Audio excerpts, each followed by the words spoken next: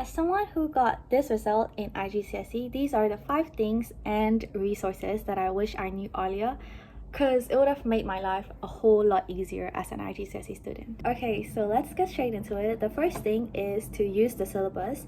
I feel like many students, including me before, let alone knowing how important it is, I didn't even know that it was available to us students, because I thought it was mainly for teachers to help them teach us the curriculum, but no, it's very much available, and it's available for free online. You can just search up IGCSE, the subject and syllabus, and you'll get it, and then download it.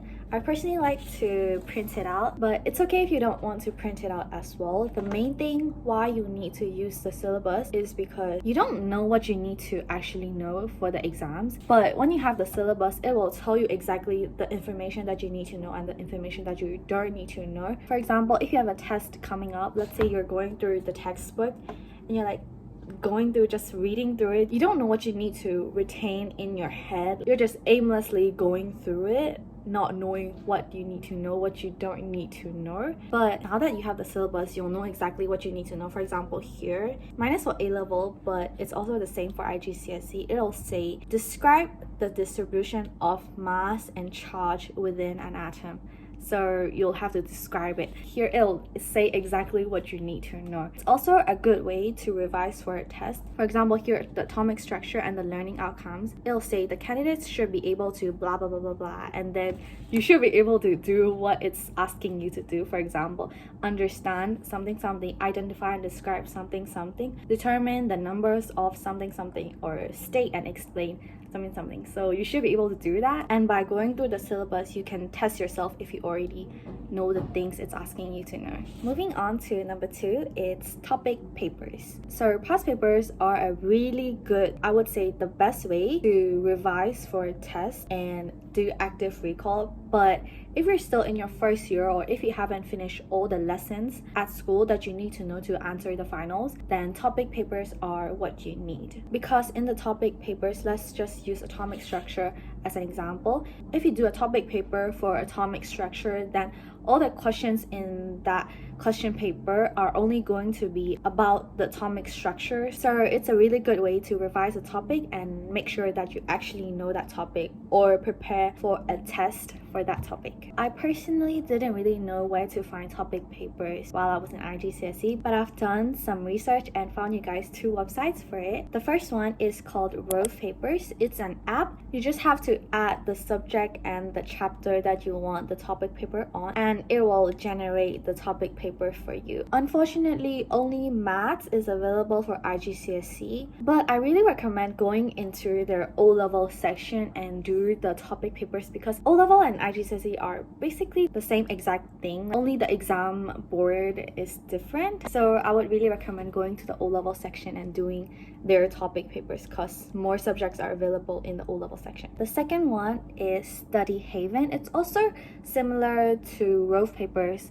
but it's a website. Now that we're talking about resources, the third thing that I wish I knew earlier was just how much online resource there is available online. I don't know if I was just living under a rock or what, but I didn't really know of any online resource, or I didn't think of looking for online resource other than YouTube. For example, the cation and anion test that is in the salt preparation chapter. My teacher at school, she gave us the table, and I was like just copying down, like copying, not knowing that I could just search it up online.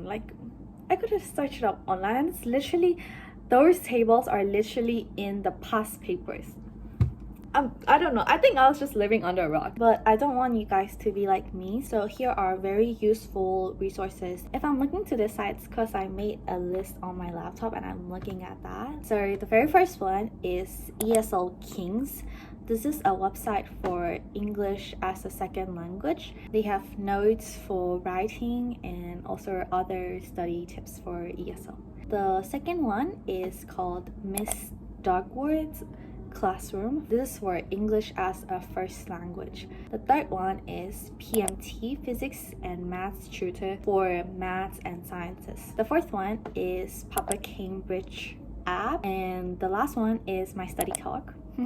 For those who subscribe to me for mostly study advice and tips, I really recommend you check out that study talk because I post there more often. I post study tips, but especially notes and resources. I made it with the sole purpose of making IGCSE easier for students, so I really recommend checking that out. I would also like to give a list of YouTubers for IGCSE. First one is Cognitor. I love Cognitor so much.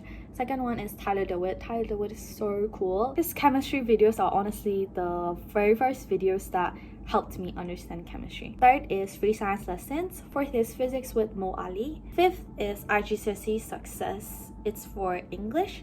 And the last one is the Organic Chemistry Shooter. There's also Chem Jungle. Moving on to my fourth tip, it's to join Reddit groups. It could be Reddit groups or it could be Facebook groups, just any community that you can find for IGCSE. Especially this Reddit, what you call a forum, a thread. This group, it's very helpful because you can find study tip resources and you can also ask for advice. You can make a post and ask for advice, or you can just scroll through it and see if others have asked for similar questions that you may have. To give you one example, I made this post on my study talk. It's called the hardest questions for MCQs for this year, and I actually found that resource on a Google document that was posted on Reddit. The next example is for a Facebook group. For Facebook groups, I think it's better to join the local ones. For example, I joined this IGCSE Facebook group a few years ago, and that's where I found out that you could print out past paper books, and there are actually places in my local town that sell past paper books, those printer shops that print them out and sell them. The fifth thing that I wish I knew earlier is to have an accountability partner. And don't have your best friend as your accountability partner. I mean, it's cool if you guys can be serious and actually study together and be accountable with each other, but I doubt that because I don't think I will be able to do that with my best friend. So what I would recommend is to just ask a classmate that you aren't that close with or someone from another class if they would like to be your accountability partner. What you're gonna do with this accountability partner is to set goals for each day. If you're like me and you're scared you'll be lazy the next day and be like, okay, I won't really set that goal for me tomorrow because I think I'll be lazy tomorrow, then I will say set goals for the next week while you're having that surge of motivation for the week, so that even if you don't have that motivation anymore during the week, you'll still have that discipline to finish the goals that you set at the beginning of the week. This is where the first thing that I talked about comes into play, about not having your best friend as your accountability partner or someone that you're very comfortable with, because when you're lazy, you would have more of an urge to go to them and be like, girl, I don't really feel like doing this today, I'll just add it to the next day's to-do list. Like, no.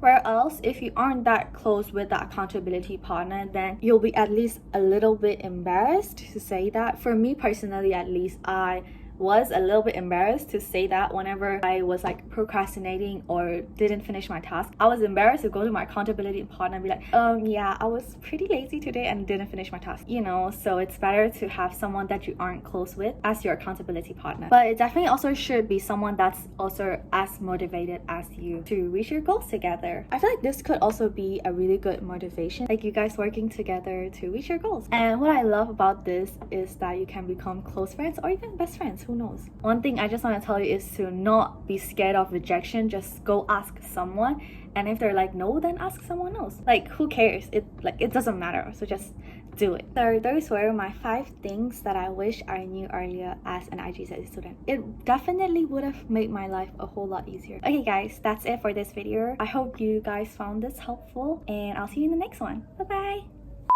Hi guys, welcome back. If you're new, I want to do that because I've seen YouTubers do it. Moving on to number 2, it's oh my god,